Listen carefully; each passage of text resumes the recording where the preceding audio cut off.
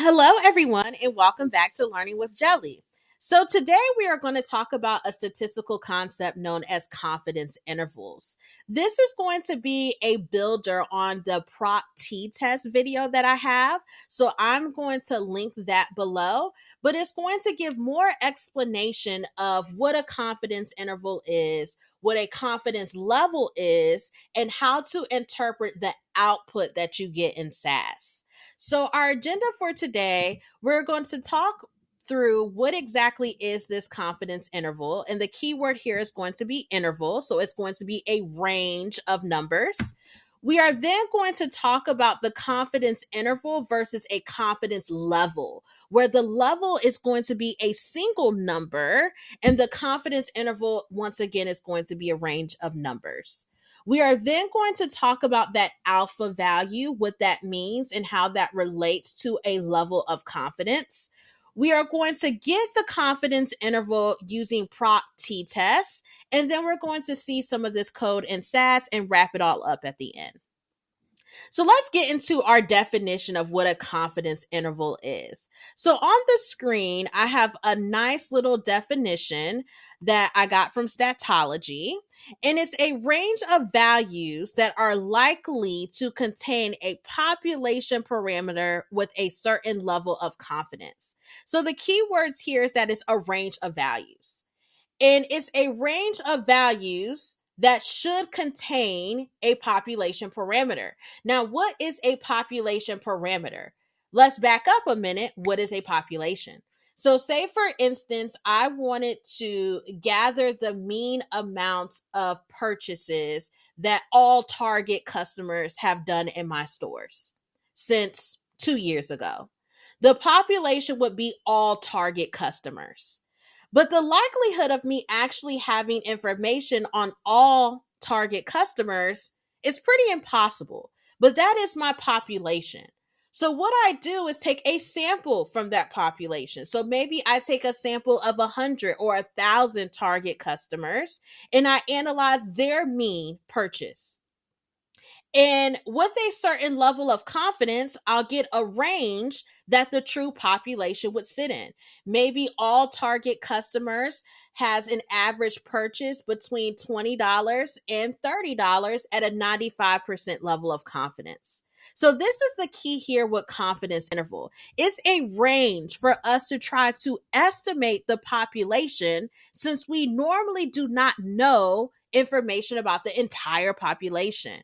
There are people who don't submit the survey. There is census data that is missing.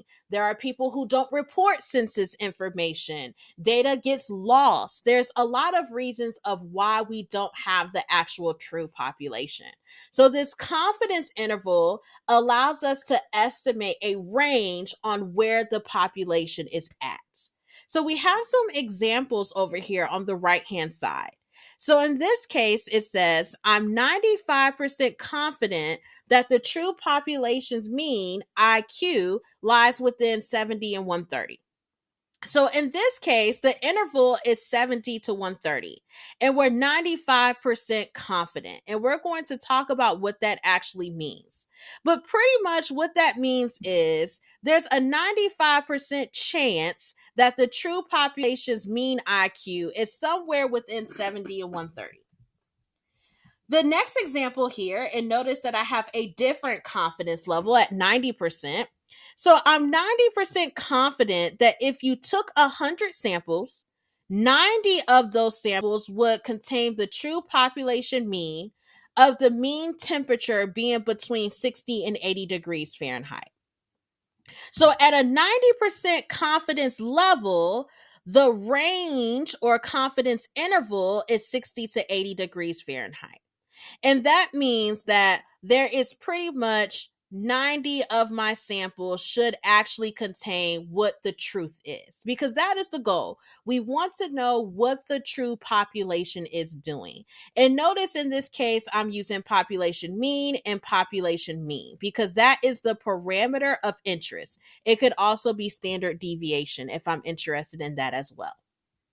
Now, one thing that I want you to note here is that the more confident you are, the wider the interval. So at 80% confidence, I am guaranteed that I can arrive with your furniture between 9 and 10 a.m. I'm 80% confident that I can arrive within that 1 hour window. But that means that there's a 20% chance that I may not arrive, right?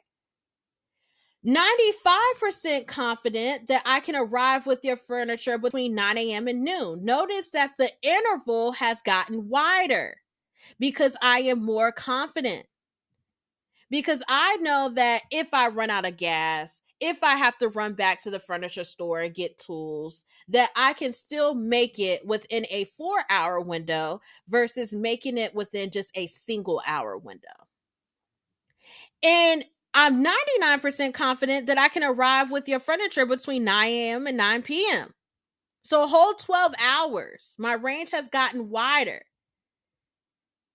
But that doesn't do anything for you as the customer because that means you have to wait around the house all day for me to come, right? So the tricky part of this is trying to decide based off of your business problem what level of confidence is appropriate. Okay? So that's confidence intervals. So let's continue on. So confidence intervals versus what I just talked about, which is the confidence levels.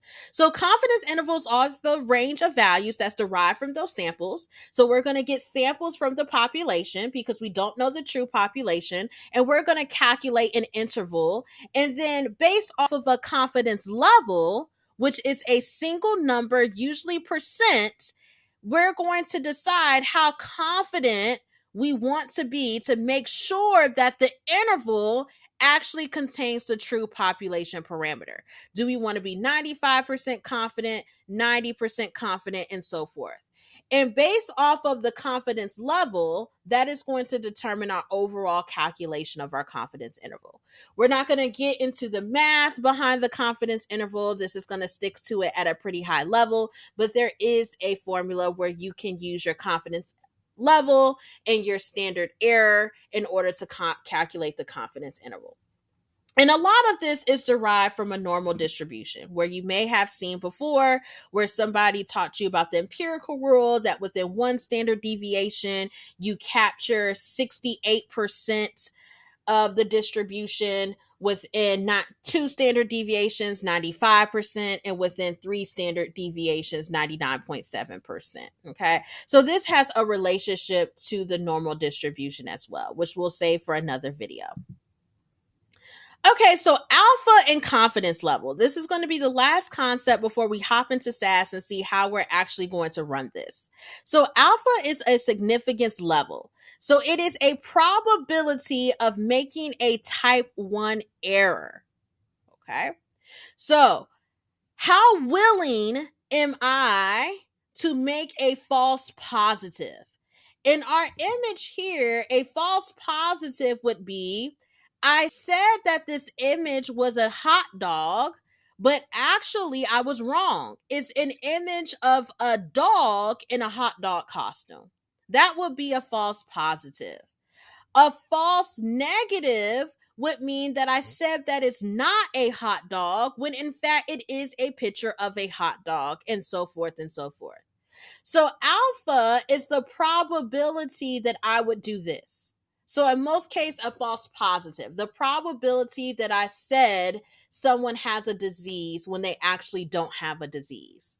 The probability that I said a customer would come back to my store when in all actuality, they will not come back to my store. The probability that a customer will cancel their phone plan when in fact they would not cancel their phone plan. So this is alpha, the probability of making this error. And a lot of times you're going to see alpha at 0.05 in academic papers, but note that alpha can change based off of the business problem. So your confidence level is 1 minus alpha. So if I have an alpha of 0.05, my confidence level will be 1 minus 0.05, which is 0.95. Multiply that by 100, I get a confidence level of 95%. So that means that I'm willing to accept a 5% chance in saying something is significant when in fact it isn't. So I'm willing to make a 5% chance of a mistake. Okay. So let's actually look at this in PROC T-test. How do we get these confidence intervals? PROC T-test is going to be one of the statistical tests you can run in SAS to get confidence intervals. But T-test, just a quick review. Like I said, I'm going to link my original video to T-test in the description below. Our hypothesis test to compare one sample to the population mean or compare the difference between two samples. Okay.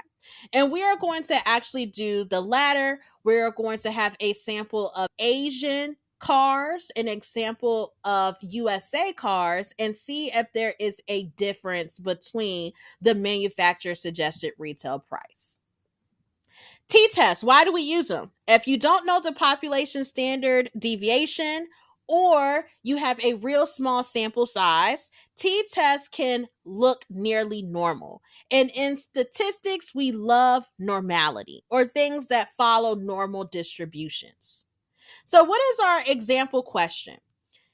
Is there a significant difference in the mean manufacturer suggested retail price for cars made in Asia versus the US? And here is the code, and we're going to jump into SAS on demand for academics to actually look at this code.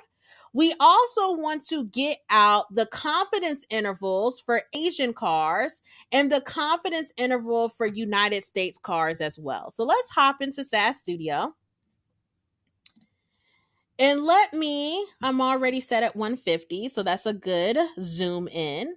So the first thing that I'm going to do is create a data set. So I'm going to call this data set Asia _ USA. And you all have this built-in data set within SAS. Whether you're using SAS on demand for academics or you're using the actual base SAS software on your computer, you all have the SAS help library. You just want to expand it on the left-hand side, expand my libraries, and then you'll see your SAS help library. Scroll down and you have this data set called cars. So if you double click on the data, because I always love to look at it first, you'll see that we have the origin, which I'm interested in. Asia, Europe, and the United States. I'm only going to look at 2 of those. And I have how much every car costs, as well as some other data.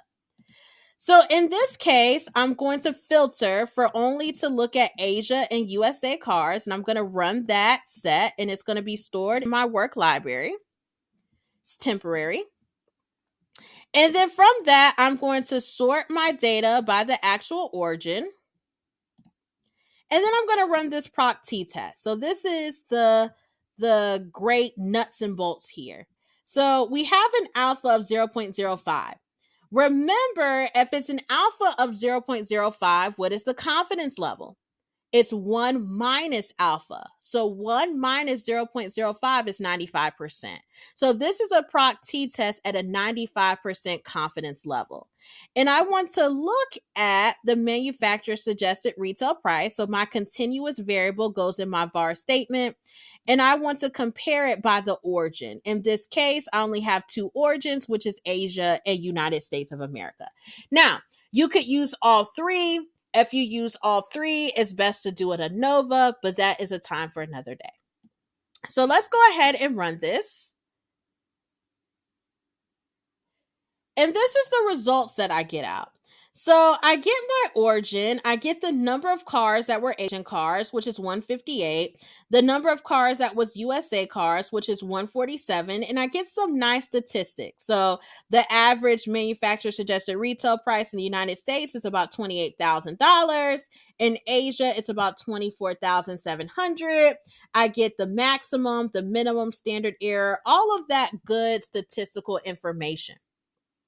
I also have information here about the pooled and Satterwhite variance, okay?